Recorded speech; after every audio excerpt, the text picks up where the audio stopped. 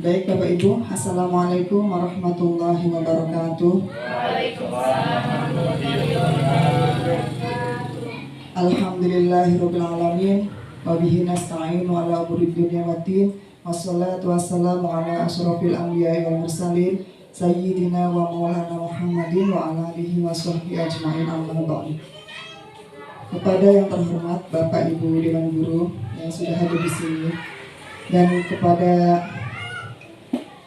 Bapak Kepala Sekolah yang sudah hadir di sini, pertama-tama marilah kita panjatkan puja dan puji syukur kehadirat Allah Subhanahu wa taala, di mana berkat rahmat, taufik dan hidayahnya lah pada kesempatan pagi menjelang siang ini kita dapat berkumpul kembali dalam rangka diseminasi untuk tugas budaya positif.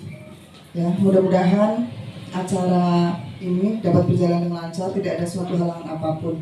Dan sholawat serta salam marilah kita haturkan kepada junjungan kita Nabi besar Muhammad Sallallahu Alaihi Wasallam yang senantiasa kita nantikan syafaatnya di yaumil akhir kelak. Amin ya rabbal alamin.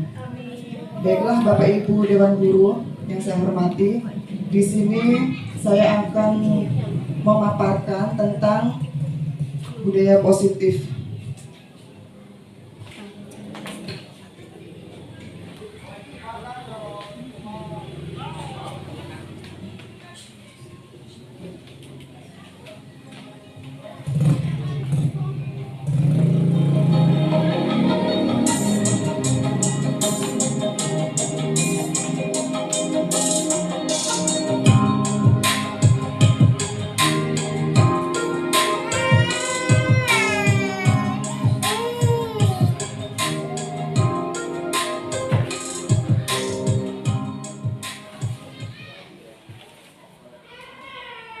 Nah, sebelum acara dimulai, saya akan membacakan pantun dulu ya Bapak Ibu.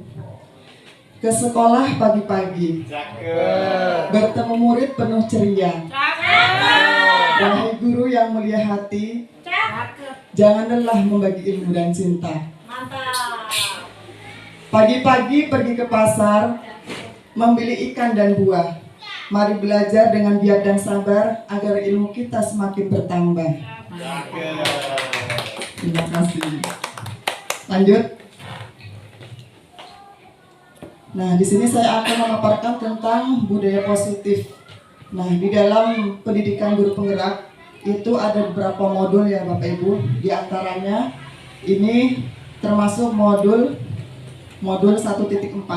Nah, di sini harus seorang guru penggerak itu harus melakukan diseminasi atau memaparkan apa yang sudah didapat dari materi di pendidikan guru penggerak, yaitu salah satunya adalah budaya positif. Nah, ini adalah identitas saya. Sudah kenal semua ya Bapak Ibu? Lanjut. Nah, perkenalkan ini Bapak fasilitator saya bernama Bapak Rozi Ridwan, MPDI dari Tanggamus. Terus ini Bapak Edi Susanto sebagai pengajar praktik. Nah, sekarang kita masuk tujuan pembelajaran. Jadi Bapak Ibu yang terhormat, setelah kita mempelajari budaya positif ini, yang diharapkan adalah guru dapat mengimplementasikan pemahaman terkait budaya positif yang dapat membantu murid belajar dengan aman dan nyaman sesuai filosofi Ki Hajar Dewantara. Jadi setelah mempelajari modul ini, nah diharapkan nanti bisa menerapkan di lingkungan kelas masing-masing atau di sekolah kita ya tentang budaya positif. Nah, ini adalah filosofi pendidikan Ki Hajar Dewantara. Nah, yang kita terapkan adalah kita mengikut ke filosofi pendidikan Ki Hajar Dewantara. Yang pertama adalah ing ngarso sung tulodo, ing matyo mangun karso, tutwuri handayani. Ini bahasa Jawa ya Bapak Ibu. Kalau ada yang paham, nah ini ada artinya di bawah, di depan memberi contoh. Jadi seorang guru itu jika di depan harus memberikan teladan yang baik. Ya baik itu perkataan, perbuatan maupun tingkah laku yang lain. Terus jikalau kita di tengah, kita harus memberikan kekuatan. kekuatan kepada murid-murid kita. Jadi harus bisa memberikan kekuatan, membangun kekuatan agar murid kita itu tergerak untuk belajar dengan penuh kesadaran. Terus apabila kita di belakang, kita harus memberikan motivasi. Jadi memberikan motivasi kepada murid-murid kita. Misalkan sebelum kita mempelajari materi, awalnya kita memberikan motivasi kepada murid-murid agar terbangun minat belajar yang baik. Selanjutnya, nah ini budaya positif. Budaya positif adalah merujuk pada serangkaian nilai, norma, dan perilaku yang mendukung lingkungan yang sehat, konstruktif, dan inklusif dalam sebuah organisasi, komunitas, atau masyarakat. Budaya ini berfokus pada mendorong kerjasama, menghargai keragaman, dan memotivasi anggotanya untuk mencapai tujuan bersama dengan cara yang etis dan saling mendukung. Nah, intinya budaya positif itu, budaya itu kan kebiasaan ya. Budaya itu kebiasaan, positif berarti yang baik. Jadi kita itu diusahakan menerapkan kebiasaan-kebiasaan yang baik di sekolah kita masing-masing. Ya dengan cara misalkan contoh kecilnya dengan membiasakan budaya Selasa, senyum, salam, dan sapa. Nah, itu ya salah satu contoh kecilnya. Lanjut. Perubahan paradigma belajar. Nah, ini artinya perubahan paradigma ini mencerminkan evolusi dalam pemahaman kita tentang bagaimana manusia belajar secara efektif dan bagaimana pendidikan dapat disesuaikan dengan untuk memenuhi kebutuhan dunia modern yang terus berubah. Nah, jadi sebelum kita melakukan menerapkan budaya positif, yang kita rubah dulu adalah cara berpikir kita, mindset kita. Ya, jadi pendidikan itu disesuaikan dengan kebutuhan dunia modern. Jadi disesuaikan dengan disesuaikan dengan zamannya. Ya, jadi berbeda ya antara kita mendidik anak sekarang dengan dulu. Nah, jadi disesuaikan dengan perkembangan zaman dan kebutuhan murid. Ya, jadi disesuaikan kebutuhan murid dan disesuaikan dengan kebutuhan mengikuti perkembangan zaman. Lanjut. Terus pengertian disiplin positif. Pendekatan untuk mengelola perilaku anak atau murid yang menekankan pada penghargaan, pemahaman, dan pengembangan keterampilan daripada hukuman atau paksaan. Tujuan utama disiplin positif adalah membantu anak belajar mengendalikan diri, membagikan rasa tanggung jawab, dan membangun hubungan yang sehat dan saling menghormati dengan orang lain. Nah, intinya disiplin positif berarti mengajarkan anak untuk memiliki rasa tanggung jawab, ya, tanggung jawab untuk mengikuti aturan, tanggung jawab untuk belajar, dan itu diusahakan dari kesadaran diri mereka sendiri. Lanjut. Nah, sekarang di bagian budaya positif itu ada yang namanya teori motivasi. Nah, menurut Dian Gosen dalam bukunya Restructuring School Discipline menyatakan ada 3 motivasi perilaku manusia. Yang pertama yaitu untuk menghindari ketidaknyamanan atau hukuman. Yang kedua untuk mendapatkan imbalan atau penghargaan dari orang lain. Yang ketiga untuk menjadi orang yang mereka inginkan dan menghargai diri sendiri dengan nilai-nilai yang mereka percayai. Nah, jadi dari 3 motivasi ini biasanya murid-murid kita itu berada di dalam motivasi yang mana? Mereka itu belajar itu terdorong dari motivasi yang mana? Apakah untuk menghindari kenyamanan atau hukuman atau takut hukuman? Nah, saya sekolah ini takut dihukum. Kalau beberapa hari nggak masuk, bisa jadi nanti saya dihukum sama guru atau dimarah sama orang tua. Nah, itu adalah motivasi yang pertama ya, itu motivasi ekstrinsik yang negatif ya. Jadi tidak timbul dari diri sendiri karena takut dihukum. Ya, terus selanjutnya untuk mendapatkan imbalan atau penghargaan dari orang lain. Nah, jadi ada sebagian murid juga yang belajar atau sekolah itu karena ingin mendapatkan peringkat atau ingin mendapatkan penghargaan dari gurunya. Nah itu ya. Nah terus yang ketiga itu motivasi untuk menjadi orang yang mereka inginkan dan menghargai diri sendiri dengan nilai-nilai yang mereka percayai. Nah ini yang ketiga ini adalah motivasi yang benar-benar dari kesadaran diri sendiri, ya. Jadi diusahakan anak-anak kita itu yang memiliki motivasi yang benar-benar tumbuh dari kesadaran mereka sendiri. Jadi nggak ingin terhindar dari hukuman atau tidak hanya untuk mencari prestasi, penghargaan atau peringkat. Nah ya, jadi diusahakan adalah benar-benar penuh kesadaran. Jadi sebisa mungkin guru itu memberikan motivasi kepada siswa itu benar-benar belajar itu benar-benar suatu kebutuhan bagi mereka. Ya, benar-benar kebutuhan ingin menuntut ilmu, ingin menghilangkan kebodohan, ya bukan mengharapkan sesuatu apapun. Nah, itu ya. Begitu pula dengan kita sebagai guru. Nah, kita sebagai guru juga diharapkan yang memiliki motivasi yang ketiga ini, ya benar-benar untuk menjadi orang yang mereka inginkan dan menghargai diri sendiri dengan nilai-nilai yang mereka percayai. Nah, kira-kira setuju nggak Bapak Ibu? Kita itu ya diusahakan memiliki motivasi yang ketiga, bukan karena menghindari ketidaknyamanan atau hukuman atau karena ingin dilihat teman yang lain sok-sok rajin gimana. Ya jangan seperti itu ya. Jadi baik dilihat atau nggak dilihat, kita tetap fokus ya memiliki motivasi untuk menjadi orang yang mereka inginkan dan menghargai diri sendiri dengan nilai-nilai yang mereka percayai.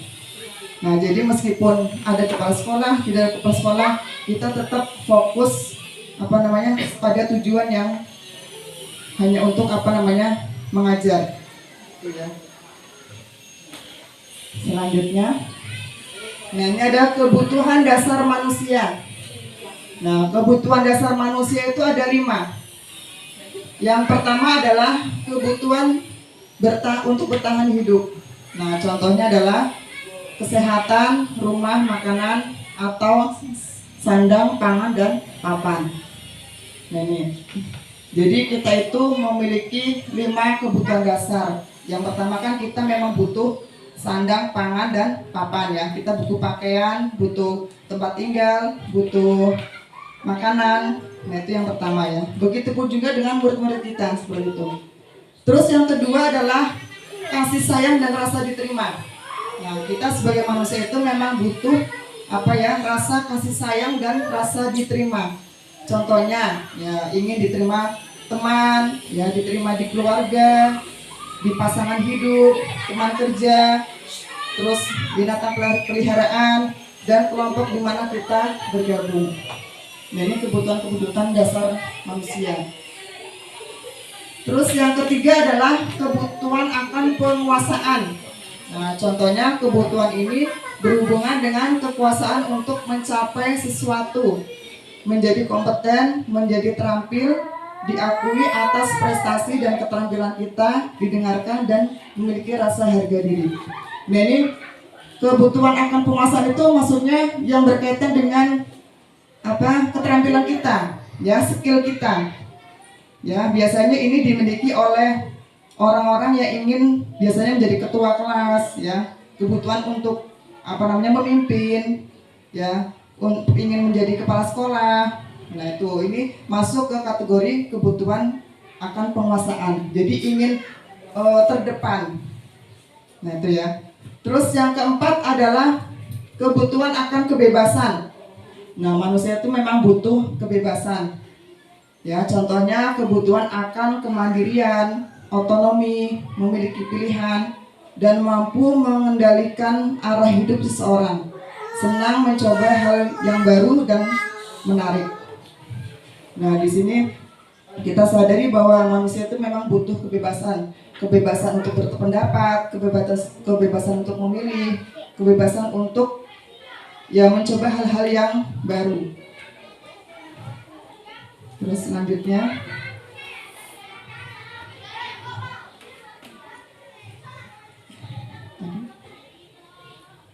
Oh, satu lagi. Yang kelima adalah kebutuhan akan kesenangan. Nah, kebutuhan akan kesenangan ini maksudnya kebutuhan untuk mencari kesenangan, bermain dan tertawa. Nah, jadi kita itu butuh senang, Bapak Ibu ya. Jadi butuh hiburan, butuh ya pokoknya ketawa-ketawa, refreshing, healing. Nah, itu kebutuhan dasar manusia itu ada 5. Lanjut ya. Selanjutnya adalah 5 posisi kontrol guru. Nah, ini ada 5 posisi kontrol guru. Yang pertama adalah sebagai penghukum. Nah, ini yang berkaitan dengan menangani kasus anak ya. Pertama itu sebagai penghukum. Contoh kalimat yang diucapkan biasanya patuhi aturan saya atau awas. Nah, bahasanya itu menyakitkan ya untuk murid itu. Jadi keras, bahasanya tinggi. Terus kamu selalu saja salah. Nah, terus selalu, pasti yang selalu terakhir selesai. Nah, itu posisi kontrol itu sebagai penghukum. Nah, biasanya kira-kira sering di posisi mana ini? Yang terakhir selesai. Ya, terus yang kedua adalah pembuat merasa bersalah. Nah, contoh kalimat yang diucapkan adalah ibu sangat kecewa sekali dengan kamu. Nah, itu juga kayaknya masih menyakitkan ya. Terus berapa kali Bapak harus memberitahu kamu ya? Nah, ini ada penekanan ya. Terus gimana coba kalau orang tua kamu tahu kamu berbuat begini? Nah, itu posisi kontrol sebagai pembuat merasa bersalah. Jadi anak itu merasa bersalah banget ya dengan kata-kata yang diucapkan oleh guru tersebut. Lanjut. Yang ketiga adalah posisi teman. Nah, ini agak enak. Contoh kalimat yang diucapkan, ayo bantulah demi Bapak ya. Nah, itu ngajak kayak teman ya. Ayo bantulah demi Bapak ya. Terus, ayo ingat tidak bantuan Bapak selama ini. Nah, jadi ngajak seperti teman ya. Ya sudah, kali ini tidak apa-apa. Nanti Ibu bantu bereskan. Nah, itu ya. Itu bahasa untuk posisi kontrol sebagai teman. Terus selanjutnya adalah yang keempat, pemantau. Contoh kalimat yang diucapkan adalah peraturannya apa? Terus apa yang telah kamu lakukan? Sanksi atau konsekuensinya apa? Nah, itu posisi sebagai pemantau. Nah, jadi kalau misalkan anak melanggar, kita pantau dulu kira-kira dari kejauhan itu, oh dia udah melanggar ini aturan. Misalkan pas upacara kan nggak pakai atribut lengkap. Nah, yang diucapkan peraturannya apa setiap hari Senin itu, memakai baju apa, memakai atribut apa. Nah, itu sebagai pemantau. Terus yang kelima adalah posisi sebagai manajer. Nah, contoh kalimat yang diucapkan adalah apa yang kita yakini. Nah, maksudnya ini yakini itu peraturannya ya. Apa yang kita yakini, apakah kamu meyakininya? Jika kamu meyakininya, apakah kamu bersedia memperbaikinya? Apa rencana kamu untuk memperbaiki hal ini? Nah, ini kan bahasanya apa ya? Halus ya, mencari solusi ya kalau manajer ini. Nah, jadi coba kita refleksi diri kita masing-masing ya. Selama ini kita itu sudah menerapkan posisi kontrol sebagai guru itu yang mana? Apa sering sebagai penghukum langsung tunjuk aja lah, langsung marah? Apakah di posisi teman ataukah di posisi pemantau atau pembuat merasa bersalah? Apakah di posisi yang seperti ini? Nah, manajer ini. Jadi diusahakan itu posisi kita sebagai guru itu dalam menangani kasus anak itu diusahakan posisi yang sebagai manajer. Nah, jadi posisi ini adalah posisi yang menurut saya paling pas ya untuk menangani kasus anak. Jadi anak itu tidak merasa dijatuhkan mentalnya, tidak merasa takut, tidak merasa dampak selanjutnya itu tidak merasa seperti dendam gitu ya. Nah, jadi anak itu benar-benar merasa seperti dihargai, terus mencari solusi gimana cara memperbaikinya. Nah, seperti itu ya. Jadi posisi yang lebih baik dari kelima posisi kontrol guru ini Ya, diusahakan kita memakai posisi yang sebagai manajer. Lanjut. Nah, terus sekarang adalah keyakinan kelas. Nah, keyakinan kelas itu adalah prinsip atau nilai-nilai yang dianut oleh guru dan siswa dalam suatu lingkungan kelas untuk menciptakan suasana belajar yang positif, produktif, dan saling menghormati. Keyakinan ini menjadi landasan bersama yang mengarahkan perilaku, interaksi, dan proses pembelajaran di kelas. Nah, ini yang kemarin saya buat kemarin di kelas 6 ya. Ini yang namanya keyakinan kelas, atau bisa diartikan kesepakatan kelas ya, atau tata tertib kelas. Nah, kenapa nggak kesepakatan kelas aja, Bu? Kenapa nggak tata tertib aja? Nah, ini bedanya di sini. Kalau keyakinan kelas itu berarti kita benar-benar yakin akan peraturan yang kita jalani, ya. Jadi ada ada perbedaan. Lebih yakin lah kalau keyakinan kelas itu, lebih yakin kita jalankan, lebih yakin kita terapkan daripada hanya sekedar kesepakatan kelas atau peraturan kelas. Maksudnya biar membekas di dalam hati anak untuk menjalankan keyakinan kelasnya. Terus lanjut. Nah, contoh nilai-nilai keyakinan kelas. Contohnya yaitu menghormati. Nah, menghormati di sini dijabarkan. Menghormati berarti saling menghormati kepada guru dan teman. Ya. Terus disiplin juga harus dijelaskan kepada anak. Disiplin itu berarti disiplin hal apa? Misalkan disiplin dalam hal waktu. Nah, datang tepat waktu atau pulang tepat waktu. Gitu ya. Terus tanggung jawab. Nah, tanggung jawab di sini juga harus dijelaskan kepada anak. Tanggung jawab dalam hal apa? Misalkan tanggung jawab dalam hal mengerjakan tugas-tugas piket, dalam hal mengerjakan tugas PR atau tugas yang ada di sekolah, gitu ya. Terus kerjasama dijelaskan juga. Misalkan kerjasama dalam melakukan tugas kelompok, ya, saling membantu. Terus jujur. Nah, jujur itu juga apa maksudnya? Jujur itu jujur dalam perkataan dan perbuatan. Misalkan tidak boleh menyontek saat ulangan, gitu ya. Terus komitmen. Nah, komitmen berarti harus benar-benar komit memegang janji yang sudah disepakati, ya. Terus mandiri berarti artinya di sini itu melaksanakan tugas dengan mandiri, ya, sendiri-sendiri. Nah, jadi ada waktunya kita melaksanakan tugas dengan mandiri, ada waktunya kita melaksanakan tugas dengan secara kelompok, gitu ya. Terus percaya diri. Nah, percaya diri maksudnya di sini adalah menumbuhkan sikap percaya diri kepada anak. Nah, bahwa anak itu punya kemampuan masing-masing, ya. Jadi tumbuhkan sikap percaya diri pada anak. Terus antusias. Nah, antusias di sini adalah memberikan kekuatan, ya. Antusias, kekuatan kepada anak. Antusias, semangat untuk mengikuti belajar. Selanjutnya yaitu kreativitas. Nah, kreativitas di sini adalah anak itu diusahakan mempunyai kreativitas, ya, misalkan dalam pembuatan karya-karya, ya, dalam pembuatan kerajinan tangan, ataupun kreativitas dalam menyampaikan pendapat atau presentasi di depan kelas. Nah, itu termasuk kreativitas.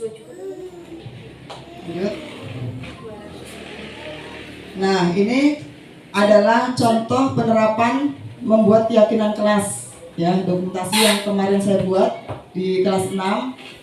Nah, ini dengan menggunakan, saya bagikan kertas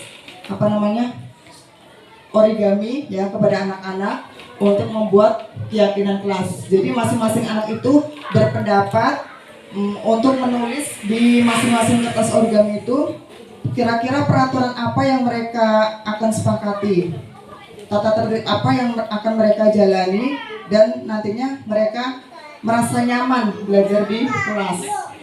Nah ini ya.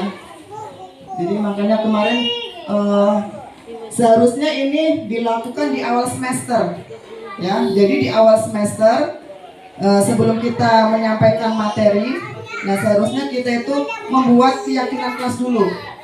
Agar apa? Agar situasi belajar kita itu nyaman, aman, dan kondusif. Nah kalau sudah ada keyakinan kelas kan anak itu bisa tahu apa yang harus dijalankan apa, terus harus tahu konsekuensinya gimana kalau tidak menjalankan keyakinan kelas. Ya, itu dokumentasinya ya. Ini yang sudah jadi. Nah, seperti ini. Seharusnya kemarin mau dibuat bareng-bareng, tapi berhubung waktunya mepet, jadi saya buat sendiri di rumah. Yang penting sudah ada kesepakatan kelas dari anak-anak. Nah bahkan kemarin anak-anak itu ingin kesepakatannya itu membawa HP, tapi dari saya kayaknya kurang setuju ya. Bu, kalau bawa HP gimana? Kayaknya belum bisa nak, karena terlalu rawan ya. Nanti kalau ada apa-apa ibu yang tanggung jawab. Enggak bu, katanya gitu. Tapi yang diganti dengan peraturan yang lain. Terus selanjutnya ya. Nah ini ada segitiga restitusi.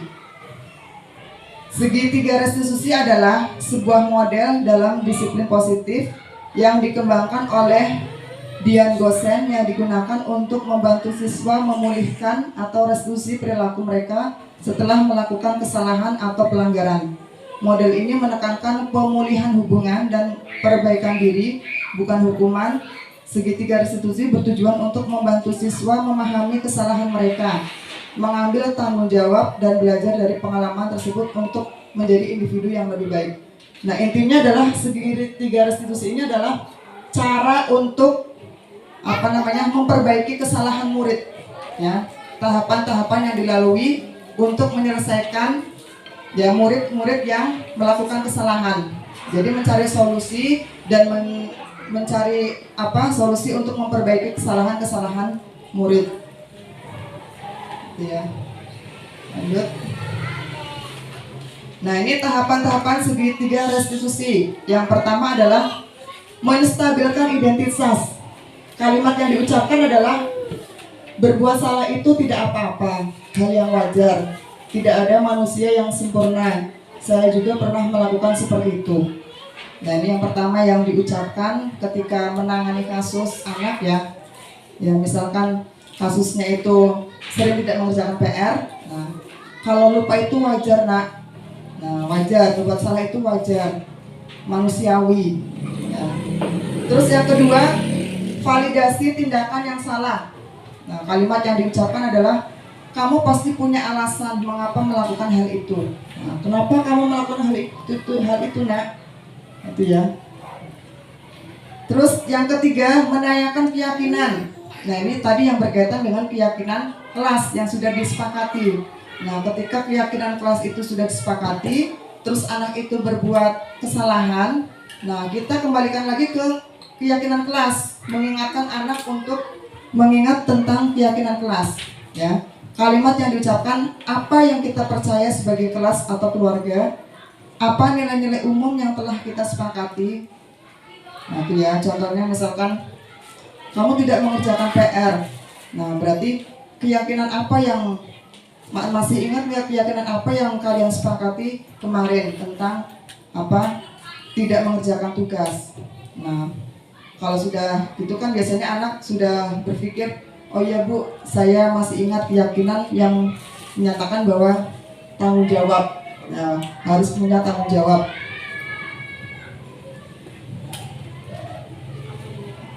Nah ini contohnya ya, cara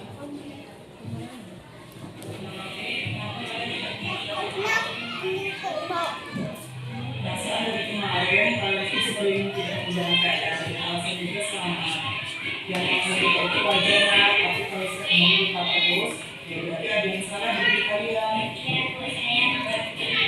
Sekarang apa yang bisa kalian perbaiki untuk memperbaiki kesalahan kalian?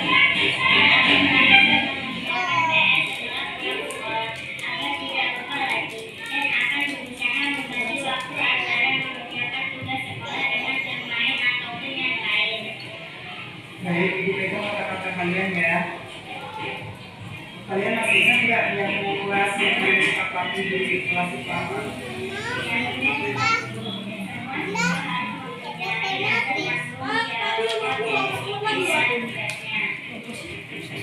Jadi sekarang kalian kembali ke tempat duduk kalian masing-masing ya.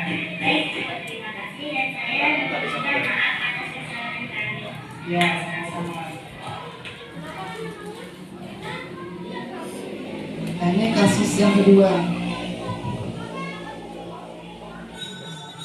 Ya, ibu dapat informasi dari guru kamu ya.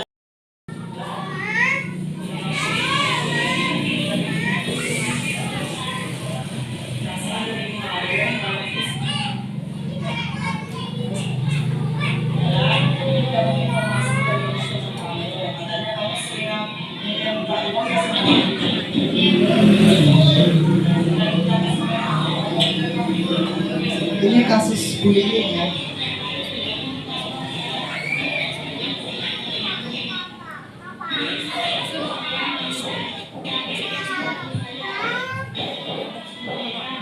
Kenapa barang bekas itu? Karena saya ingin mentraktir teman-teman saya dan bisa makan bersama. Oh, jadi maksud itu, maksud kamu seperti itu. Iya, Bu. Saya tahu maksud kamu itu baik, ingin berbagi dengan teman-teman. Kalau ingin berbagi dengan teman-teman, sebenarnya kamu memakai waktu sendiri ya, jangan kasih teman. Iya, Bu, saya mengerti. Nah, kata kamu disediakan berbagi kesalahan kamu. Iya, Bu, saya bersedia. Nah, apa kamu berbagi kesalahan kamu? Saya akan meminta maaf kepada Ratu dan ingin mengembalikan uangnya. Baik, apakah kamu ingat kira-kira kelas yang kamu sepakati bersama? Iya, Bu, saya ingat bahwasanya teman itu harus saling menyayangi dan saling bermanfaat. Baik, nah sekarang kamu minta maaf ya sama ibu dan besok kamu dikembalikan ya. Iya, Bu, saya akan meminta maaf kepada Ratu dan ingin mengembalikan uangnya sesuai dengan jumlahnya. Sudah sekarang kalian kembali ke kelas masing-masing ya. Iya, Bu, saya akan mengembalikan uangnya dan ingin masuk ke kelas masing-masing. Sudah.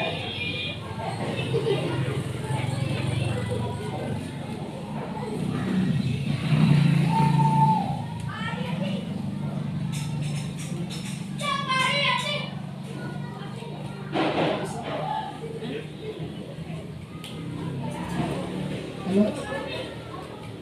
Nggak bisa?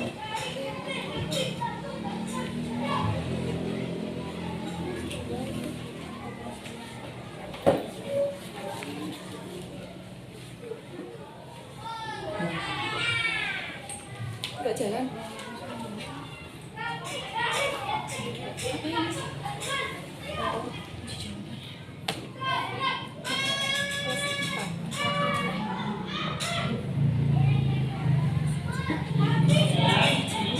Nah. Udah ya, Bapak Ibu tadi sudah menyaksikan dua kasus anak. Yang pertama adalah anak yang sering tidak mengerjakan PR. Nah, kira-kira begitu cara menyelesaikan masalah dengan menggunakan segitiga restitusi. Nah, jadi tahap-tahapannya tadi kan udah jelas. Yang pertama menstabilkan identitas, yaitu mengucapkan kalimat berbuat salah itu wajar, nak. Nah, terus yang kedua adalah bagaimana cara kalian untuk memperbaiki kesalahan kalian. Ya, terus yang ketiga adalah apakah kalian ingat keyakinan kelas yang sudah kita sepakati bersama? Nah, itu kira-kira seperti itu. Terus kasus yang kedua tadi adalah kasus bullying ya, yang sudah pernah kita alami di sekolah kita sendiri. Ya, kasus anak sering minta uang sama temannya. Nah, kira-kira begitu cara menyelesaikan masalah untuk penerapan segitiga restitusi. Nah, ini ada motivasi dari saya ya. Kesuksesan sejati datang dari kolaborasi, bukan kompetisi. Bersama kita lebih kuat. Nah, jadi kesuksesan itu datang dari kolaborasi. Kolaborasi itu adalah kerjasama di antara kita, bukan kompetisi, bukan persaingan. Ya, bersama kita lebih kuat. Nah, jika kita bersama, kita akan lebih kuat. Ya. Setiap langkah kecil menuju kebaikan adalah fondasi untuk masa depan yang lebih besar. Hargai perbedaan, karena di sanalah kekuatan sejati kita tumbuh. Dalam setiap tantangan, ada peluang untuk belajar dan berkembang bersama. Kerja keras membawa hasil, tetapi kerjasama membawa keajaiban. Ketika kita saling mendukung, tidak ada yang tidak mungkin. Kebersamaan adalah kunci. Mari kita bangun lingkungan di mana setiap orang merasa dihargai. Kita semua punya peran penting. Mari kita lakukan yang terbaik untuk membuat perubahan positif. Inovasi terjadi ketika ide-ide dihargai, bukan ketika mereka ditekan. Jadilah pendukung, bukan penghalang. Budaya positif dimulai dari diri kita. Jadilah contoh, inspirasi, dan penggerak perubahan. Nah, intinya itu dimulai dari diri kita sendiri. Nah, kita itu akan melakukan perubahan, menerapkan budaya positif itu dimulai dari diri kita masing-masing. Ya, jadi sebisa mungkin kita memberikan teladan yang baik kepada anak, baik kepada anak maupun teman sejawat. Nah, disitulah nanti anak-anak kita akan mencontoh perbuatan kita, yang baik itu ucapan, perbuatan, tingkah laku maupun yang lain. Dimulai dari diri kita. Nah, gimana kita akan membangun budaya positif yang baik jika kita sendiri belum menerapkan budaya positif di diri kita masing-masing.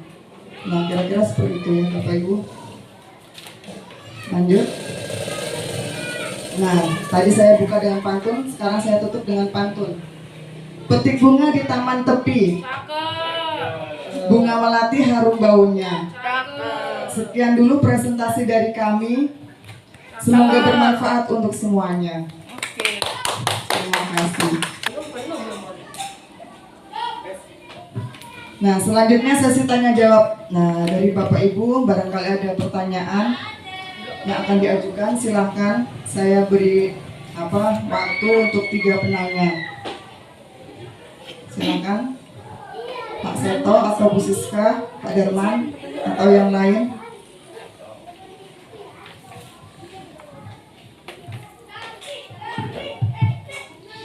Baik, terima kasih Bu Yuli atas materi tadi yang disampaikan terkait dengan budaya positif.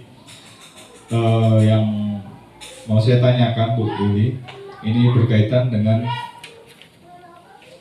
kontribusi guru dalam pelaksanaan budaya positif. Artinya kadang-kadang anak itu membuat sebuah kesepakatan, tetapi bagaimana cara kesepakatan itu bisa benar-benar masuk ke anak itu. Artinya dia benar-benar tidak melakukan yang memang sudah menjadi kesepakatan. Dan kadang-kadang kan walaupun sudah dibikin kesepakatan, dia masih bisa saja dia melanggar. Kemudian untuk gurunya juga bagaimana memotivasi atau kontribusi dia dalam penerapan budaya positif. Mungkin itu Bu. Terima kasih pada Pak Seto. Saya jawab dulu ya. Jadi pertanyaannya adalah bagaimana kontribusi guru untuk menciptakan budaya positif di kelas misalkan ya. Nah, jadi kontribusi yang diterapkan oleh Bapak Ibu guru. Nah, ini yang pertama ya salah satunya tadi ya seperti yang saya contohkan. Pertama harus membuat keyakinan kelas dulu. Jadi antara guru dan siswa itu berdiskusi ya, bermusyawarah bagaimana caranya untuk membuat keyakinan kelas. Nah, misalkan saya sebagai guru menawarkan anak-anak, ayo anak-anak kita buat kesepakatan kelas dulu ya, jadi biar nanti belajar kita nyaman, enak. Nah, jadi semata-mata bukan kemauan dari guru sendiri ya, jadi harus ada kesepakatan antara guru dan murid. Nah, contohnya misalkan salah satu contoh nilai yaitu saling menghormati. Nah, di situ kita sepakat nggak anak-anak? Ini kita buat keyakinan kelas yang pertama menghormati. Nah, saling menghormati kepada guru dan teman-teman. Nah, di situ nanti insya Allah bisa mengurangi yang namanya tindakan bullying. Ya, jadi sudah ada kesepakatan. Nah, Kalau nanti misalkan anak-anak itu terjadi pelanggaran, misalkan tetap membuli temennya, nah kita ingatkan lagi kepada anak. Nah, kalian masih ingat nggak kesepakatan yang sudah kita buat bersama, yaitu tentang saling menghormati sama teman. Nah, itu. Nah, terus dari gurunya juga itu harus memberikan contoh juga kepada anak. Nah, misalkan kita ngajar, misalkan disiplin ya, harus tepat waktu. Nah, kita datang awal ya, misalkan kita jam 9. Nah, kita datang jam 9. Nah, di situ nanti anak juga menilai. Oh iya, berarti gurunya juga sepakat nih harus datang pas jam pelajaran. Terus keluar juga pas sesuai dengan jam keluar ya. Nah, misalkan dari anak masih melanggar, nah masih jam pelajaran kok keluar. Nah, kita ingatkan lagi, ayo nak, gimana kesepakatan yang sudah kita sepakati keyakinan kelas kita. Nah, di situ ada kata-kata disiplin.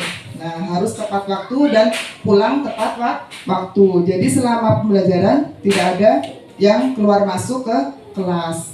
Nah, situ ya. Terus intinya guru juga harus memberikan contoh yang baik kepada anak. Ya, baik itu perkataan ya. Jadi perkataan guru itu selalu dinilai oleh anak ya. Jangan sampai perkataan itu menyakitkan hati anak. Misalkan kita menasehati ya dengan cara halus, lembut ya, tidak dengan kata-kata yang kasar, yang kotor. Nah, anak juga menilai. Jadi kita itu nanti bisa dihargai oleh anak. Nah, kalau kita sendiri tidak bisa menghargai diri kita, gimana anak itu mau menghargai seorang guru? Nah, itu ya. Jadi ya intinya kita harus jadi teladan dulu bagi anak-anak. Nah, mungkin seperti itu kira-kira Pak Seto. Terus yang lain, Bu Siska? Ada pertanyaan? Ada pertanyaan. Terima kasih atas kesempatan yang diberikan kepada saya untuk bertanya. Tadi selama Bu Yuni menjelaskan mengenai budaya positif, di luar sana ada anak yang berantem, Dani dan Fadil.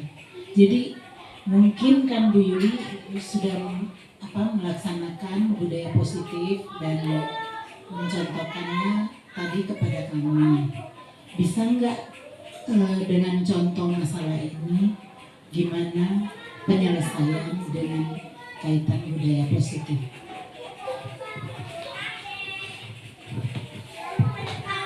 Terima kasih Bu Siska atas pertanyaannya. Jadi pertanyaan yang diajukan adalah bagaimana cara menyelesaikan anak yang di luar jam pelajaran ya, berantem di luar kelas. Nah, kira-kira seperti itu ya. Nah, tadi saya juga sudah mencontohkan video tadi ya. Itu salah satunya cara menyelesaikan anak ya di luar jam pelajaran melakukan berantem lah ya, perselisihan. Nah, itu dengan cara kita menerapkan segitiga restitusi. Nah, tadi ya, jadi segitiga restitusi itu untuk memperbaiki kesalahan anak ya. Menggiring anak, kita diskusi sama anak, jadi anak itu dipanggil ke kantor ya atau ke ruang guru. Nah, untuk diselesaikan masalahnya. Ya ditanya dulu ya, nak, kenapa kamu berbuat seperti ini? Nah, itu ya, jadi ada tahapan-tahapannya. Berbuat salah, berantem itu wajar, tapi kenapa alasannya apa kamu berbuat seperti ini? Nah, terus bagaimana cara kamu memperbaiki perbuatan yang kamu perbuat ini? Terus ingetin lagi keyakinan.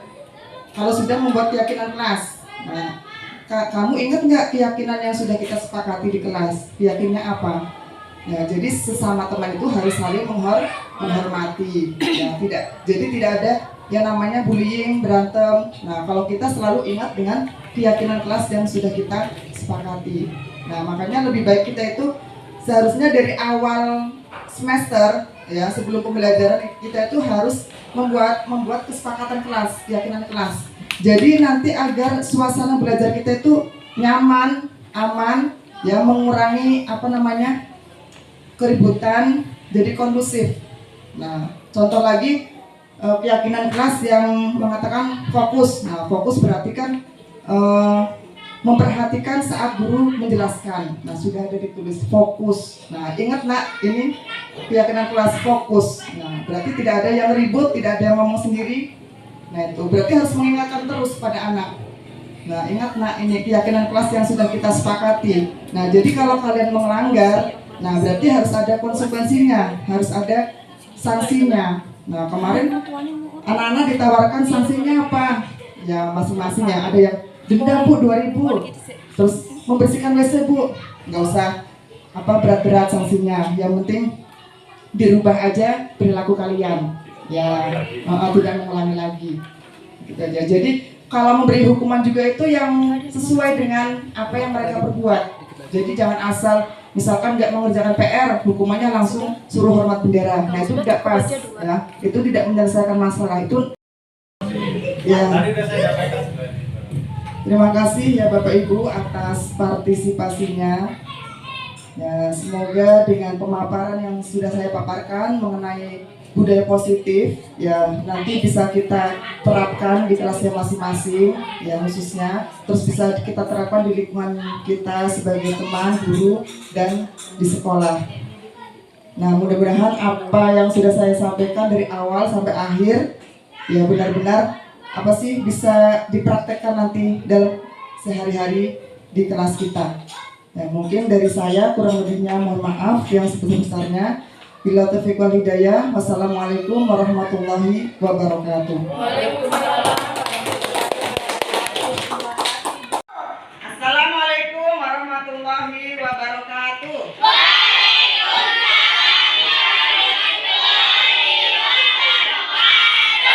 Gimana kabarnya anak-anak hari ini?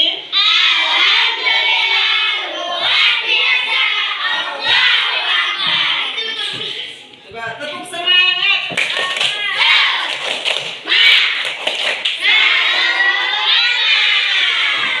tangan untuk kita semua. Nah, ini anak-anak, sebelum pelajaran dimulai, Ibu mau membuat keyakinan kelas dulu. Nah, kira-kira dari anak-anak siapa yang tahu dengan keyakinan kelas? Tidak tahu. Ada yang tahu? Menjelaskan dulu ya. Yang namanya keyakinan kelas itu adalah keyakinan kelas itu bisa berarti dengan peraturan kelas atau tata tertib kelas atau kesepakatan kelas. Nah, contoh misalkan ya, contoh nilai yang disepakati, misalkan contohnya saling menghormati. Nah, maksudnya di sini adalah saling menghormati kepada guru dan sesama teman. Nah, misalkan apalagi contoh yang lain dari kalian? Ada yang bisa jawab? Enggak. Contoh. Selain menghormati apa? Menghargai. Terus selain itu disiplin. Apa maksudnya disiplin itu? Ya, datang tepat waktu. Terus jujur. Tanggung jawab. Jujur. Tidak berbohong. Perkataan dan perbuatan. Ya, nah sekarang kita buat dulu ya. Jadi nanti Ibu bagikan kertas origami, nanti kalian tulis, nanti kalian tempel di papan tulis, ya. Ibu tulis dulu ya. Kan yang lurus.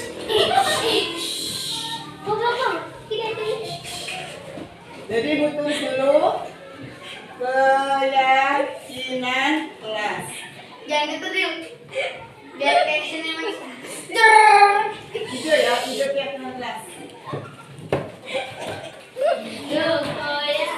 Hei gendut. Diam. Bukan ke kamu diam. Ibu bagikan kertasnya ya. Nanti kalian tulis, terserah mau nulisnya 1 atau 2 atau 3, dikasih nama. Ya, jangan lupa. 4. Ya. Dari sini dulu. Dari Coklat. belakang yang dari belakang. Belakang juga Axel.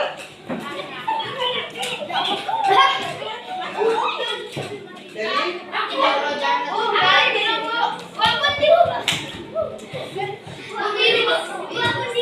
ya. Pakailah bahasa Indonesia. Nih. Belakang ya, belakang.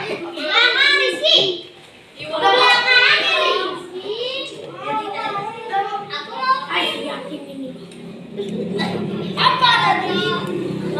Ini belakang. Yang ambil sendiri. Oh, jadi gitu sih.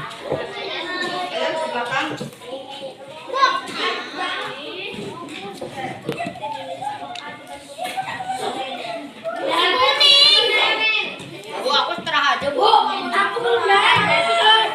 Ibu.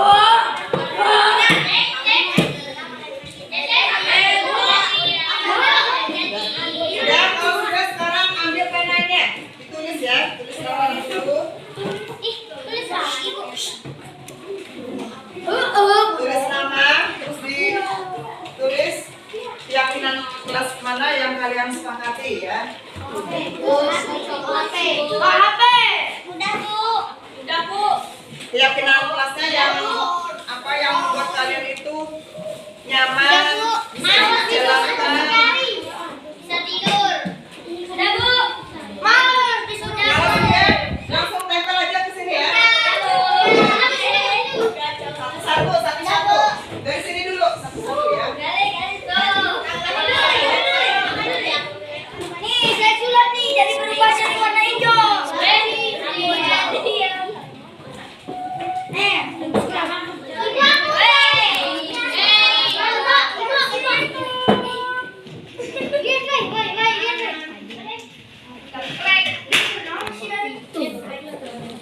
Yang rapi.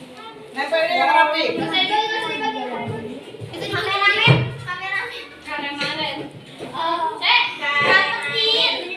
Ya, di sini yang rapi. Dari atas dulu sini.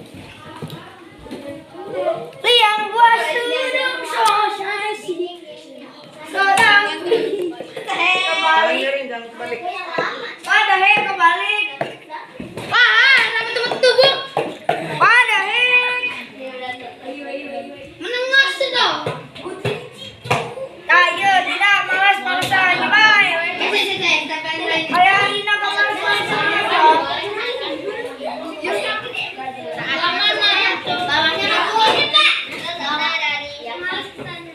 Mana Rizky? Atasnya ya.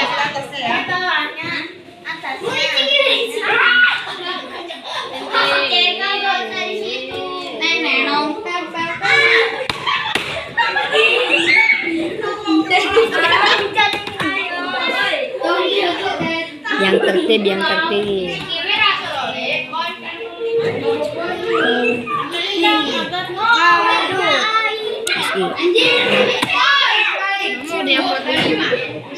Kita usah di situ. Kamu tuh pinter apa gimana sih? Diam.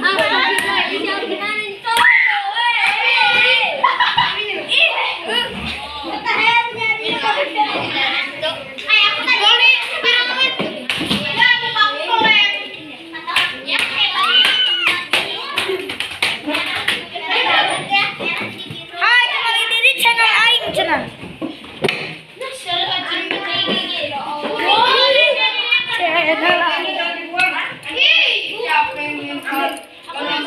Nama Arina Kalu. Di mana ya? Tadi punya siapa?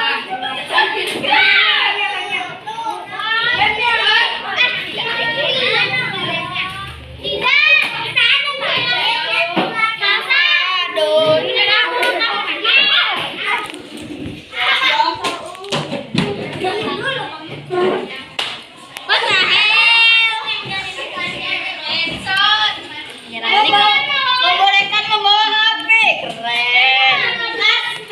Jangan nanti nggak usah diliatin. Tiga lain. Ya, kalau sudah duduk lagi kalau sudah. Ayo, siapa yang belum? Saya Bu.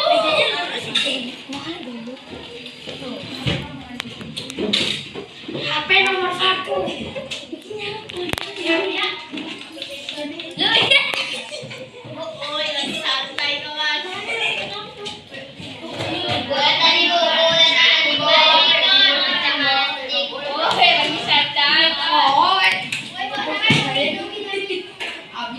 Ya, kalau sudah duduk lagi rapi, nanti Ibu tanya sama Ayo, Dani duduk yang rapi Dani. Gimana motornya? Sekarang ibu lihat dulu satu-satu ya. Oh ya lagi sama. Pertama pendapatnya Dinda. Coba Dinda maju ke sini, silakan dibacakan akta kesepakatan kelasnya. Ayo Dinda, maju. Ayo nggak usah malu-malu. Dibaca. Ibu bacakan ya. Dari Dinda ini. Boleh bawa HP.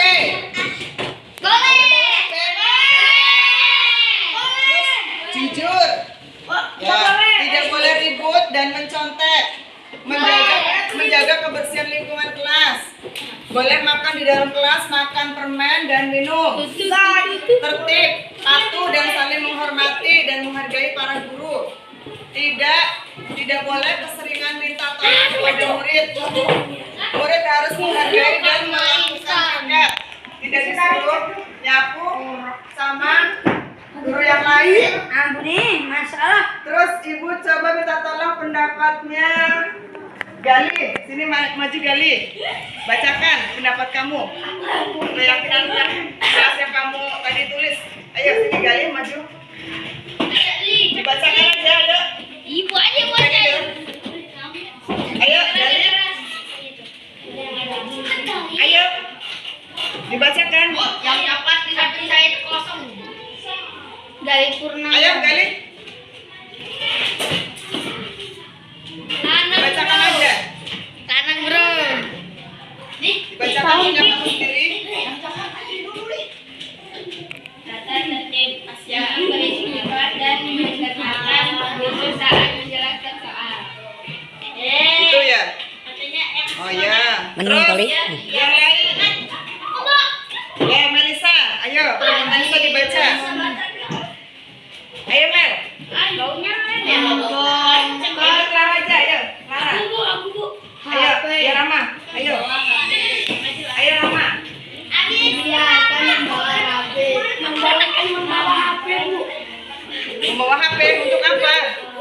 Biar nggak pusing. Biar nggak pusing. Ya nanti kalau ada apa tugas untuk bawa HP, ya insya Allah nanti Ibu kasih ini ya, kasih izin. Terus yang lain, ya Clara.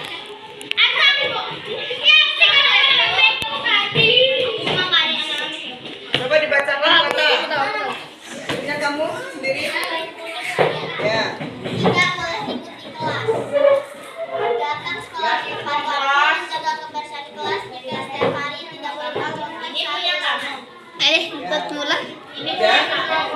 Udah. Cukup ya. Nah sekarang coba duduk yang rapi dulu, yang rapi. Duduk yang rapi. Nah kira-kira dari sekian kesepakatan yang kalian tulis ini, berarti kalian itu harus benar-benar menjalankan apa yang sudah kalian catat, ya. Ya, contoh salah satunya ya yang kita sepakati. Pertama, disiplin. Berarti disiplin hadir tepat waktu ya. Hadir dan pulang tepat waktu.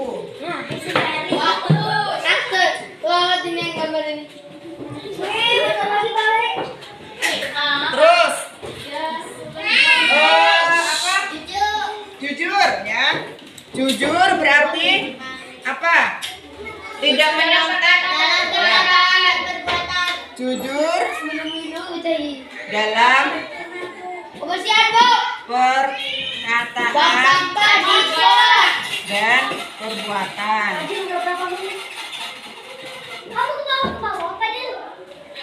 Terus kebersihan ya. Kebersihan. Berarti menjaga kebersihan kelas ya. Buang sampah pada tempatnya. Ya, menjaga kebersihan kelas.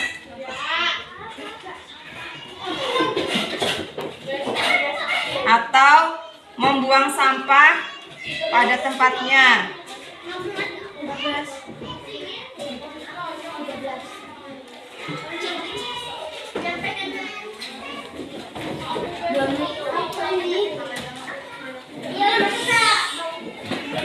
Terus tadi? Apa? Bertanggung jawab ya. Bertanggung jawab. Sportif, Bu. Ya. Bertanggung jawab. Aktif dan Maksudnya bertanggung jawab dalam tugas ya. tugas piket. Ya, tugas piket. Bawa HP, Bu. Terus Iya, tadi Fadir. apa tadi? Apa lagi selain tanggung jawab? Kerja sama. Kerjasama, Boleh sama nih. Sportif, Bu. sportif, Bawa HP. fokus. Nah, ya. Apa lagi? Menghormati tadi ya, belum ya, menghormati. Udah, Bu. Udah ya? Pendapatnya didengarkan. Ya, jadi apa yang sudah ditulis oleh kalian masing-masing berarti kalian harus bisa tanggung jawab dengan apa yang kalian catat. Jadi artinya itu harus dijalankan. Jadi keyakinan kelas itu bukan sekedar peraturan yang hanya ditulis ya, tapi harus benar-benar dijalankan ya. Sepakat nggak kira-kira yang ini? Kalau sudah sepakat berarti nanti kita buat ya, dibuat dengan kertas apa namanya, karton ya. Nanti besok kita buat bareng-bareng ya. Jadi bisa ya Nenek dijalankan ya. Kalau misalkan suatu saat melanggar gimana? Ada konsekuensinya enggak? Denda berapa? 2.000, 4.000. Siap? Sepakat enggak? Ya kalau menurut Ibu tidak usah denda. Tapi yang penting kalian itu jangan mengulangi perbuatan itu lagi. Ya, paham anak-anak? Nah, kalau sudah paham, Ibu akhiri. Assalamualaikum warahmatullahi wabarakatuh.